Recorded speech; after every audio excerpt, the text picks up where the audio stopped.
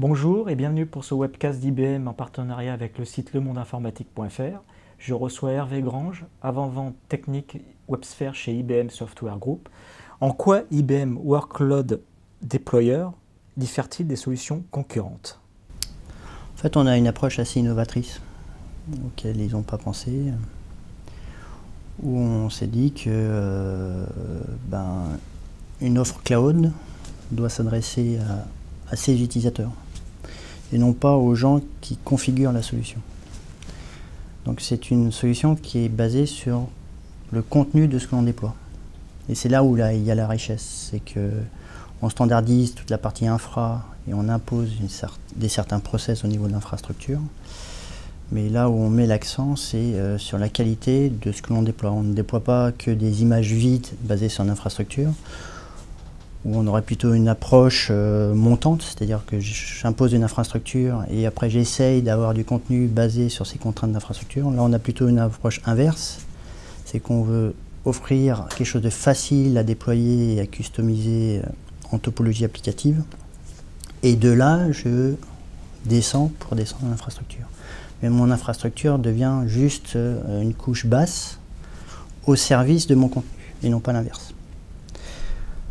Donc l'idée en plus, c'est que ça soit facile à mettre en place. Donc on est sur des solutions qu'on met en place de l'ordre d'une semaine, pas plus.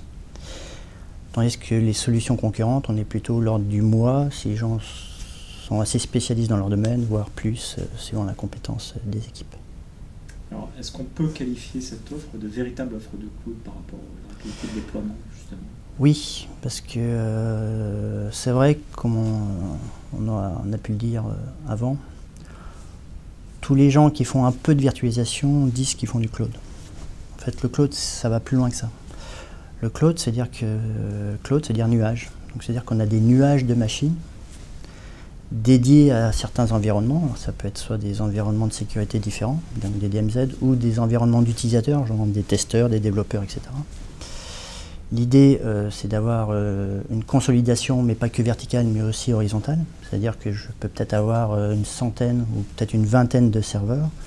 Et lorsque je veux déployer ma topologie applicative qui sont basées de quelques images virtuelles, eh ben, ça aille chercher dans ce nuage de machines de la ressource libre. Ça cherche la machine la plus adéquate pour servir ce contenu et que ça soit complètement automatisé, avec des adressages d'adresses IP aussi complètement automatisés et avec bien évidemment le respect des LAN suivant les zones à laquelle on affecte cette logique métier. Mais il ne faut pas qu'on ait une visée sur une cible d'une machine.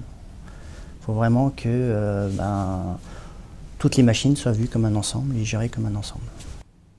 Très bien. Une phrase pour conclure, on va dire, pour résumer la solution qu'apporte IBM.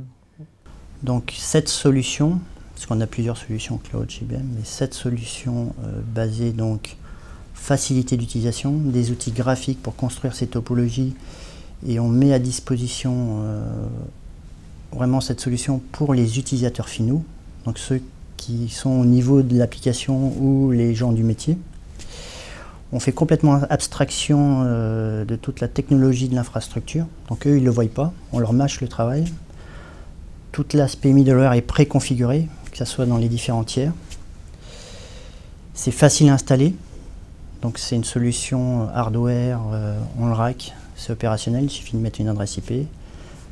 Ça s'appuie sur les hypervisors qui existent déjà dans les entreprises, donc il suffit d'après de construire des nuages, et de déterminer des périmètres sur ces machines-là.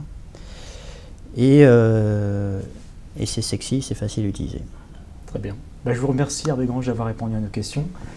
Ce webcast est maintenant terminé. Je vous remercie de l'avoir suivi.